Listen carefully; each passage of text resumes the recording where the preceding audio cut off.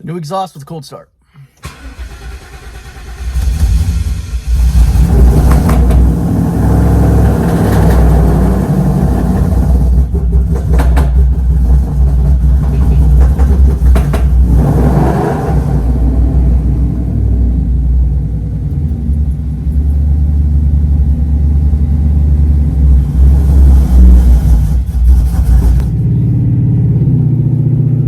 So what's going on, guys? I'm taking the car back to the dyno today, and the new exhaust is on. Sounds great. I can actually feel a little bit of a difference. You can actually feel the power off the start, definitely. So I think it's going to do pretty good in the dyno. I'm hoping, like I said before, my guess is 421. I like that everybody else guessed, but we'll see what it does today, guys. Today's make or break, and then Friday we're racing, and Saturday we're racing. So I'm hoping to be, like I said, the mid-high 12s. So I mean 11s. So we'll see how it goes. Catch you guys in the next one.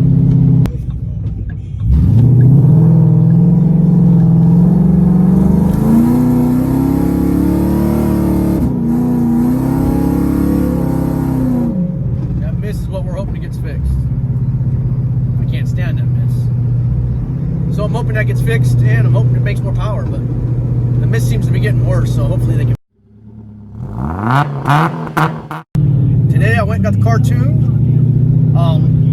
On the dyno, it put down a lot more, not a lot more power, but put down 24 more horsepower to the wheels with this full exhaust. So I must say the exhaust really helped it a lot, and this new tune is really, really great. I'm more impressed with the car now than I was last time. I mean, right now it's shifting so quick.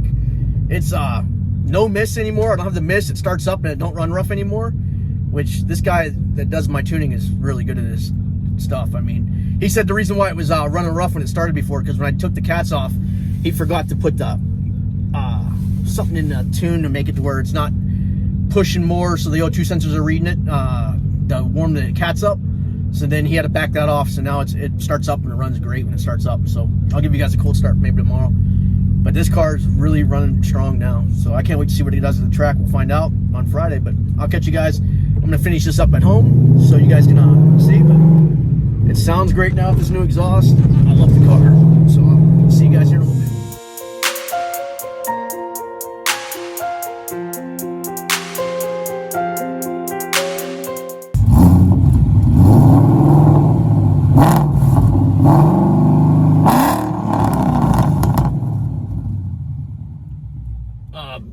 I want to finish this video up with just talking about the mods that I've done to my car.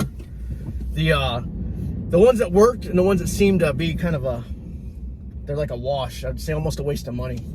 I went, when I modded my car, I'm not gonna lie, I should have done things differently to get more power out of it off the start, and I probably would have been more happier with it.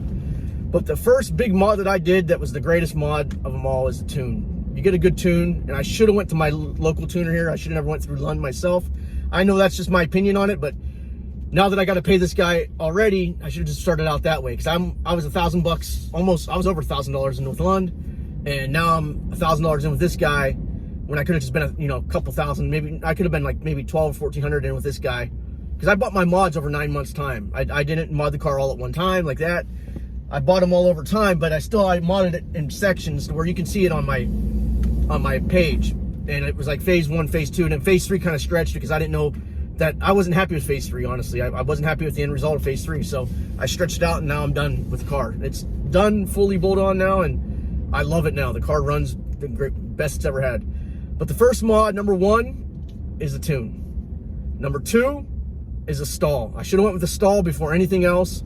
I should have put the stall, the intake, and the tune on the car.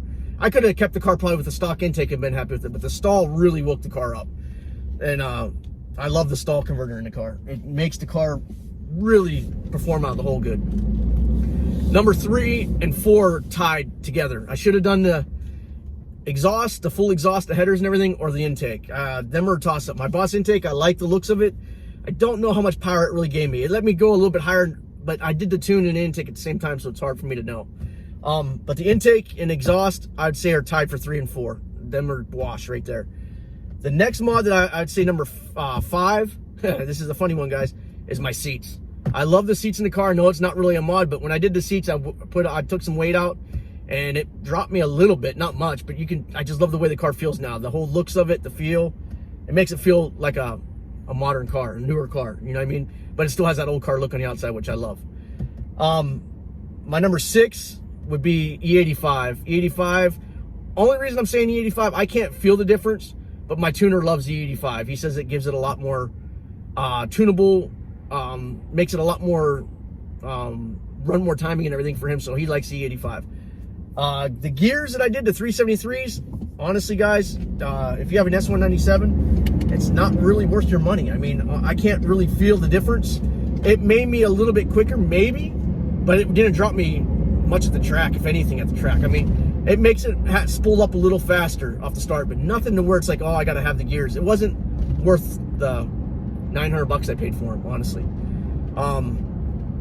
I do have the rear suspension. That's gonna be my number 5. Rear suspension would be my number 5. The shocks and rear suspension, and 6 would be tires. Well, 5 should be tires, because you can hook with all them mods. Once you put the stall in the car, you need tires. But 5 and 6, I'd say, was rear suspension and tires. That's it. The gears would be my last on my list of all my mods that I've done. The injectors, that's not really a mod. It is a mod, but it was just making it so I could run E85. So I put the injectors out there. I have Deechworks injectors. They're 98 pound, I think. That's what they are. But now my tuner says with the new blowers I'm going to go with, I'm going to need 1050Xs. He wants me to run 1050Xs and a return fuel system. So he said to look into getting a return fuel system first so I can run E85 with the blower. And it should be pretty sick when it's done with the blower. He's saying he could get me 730 safe, but I'm gonna probably do like 680, maybe 700, you know, to the wheels. And because I race it a lot, guys, so I don't go out and just, you know, go to car shows. I like to race my car a lot. He did tell me to lay off the back-to-back racing like I do. He says maybe cut out, you know, wait a few, maybe 20 minutes in between, let the car cool down a little bit. But I was telling him I back-to-back a lot, and he said that's not good for it. I knew it wasn't good for it. But when it's NA, I really didn't care. But he says just lay off it. He goes, definitely when you get the blower, you got to lay off the back-to-backs. But the other mods I got done to my car, besides I have the JLT Cold Air. I don't know if that's even really needed, guys, honestly. The JLT, I got that with a package when I got the Lund deal. I bought the Lund tune through Team Beefcake, and I bought the intake in the Cold Air all at the same time. So I did it all at the same time, so it's hard for me to tell. I went from the car was running 12.9 stock in 2,000 foot DA. The car now runs 11.9s in 2,000 foot DA. So I dropped a full second on my time with this car in 9 months time. So I'm pretty happy with it all around. I didn't like the 6R80 for the longest time, but now I'm getting used to it. It's better now that it's shifting right. So you guys will see in the videos this weekend when I race how much better it is. But the car does seem to really leave hard. So it's leaving hard, it's shifting good, and everything about it. Now it starts up great, and it runs and idles good. I have no complaints on it.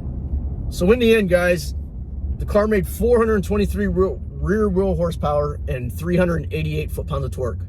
It's up on everything. It's the torque, it went up almost 20 foot-pounds. I think it was 366 before, and it went up to, no, that was my horsepower before. When the car was stock, I made 366 horsepower.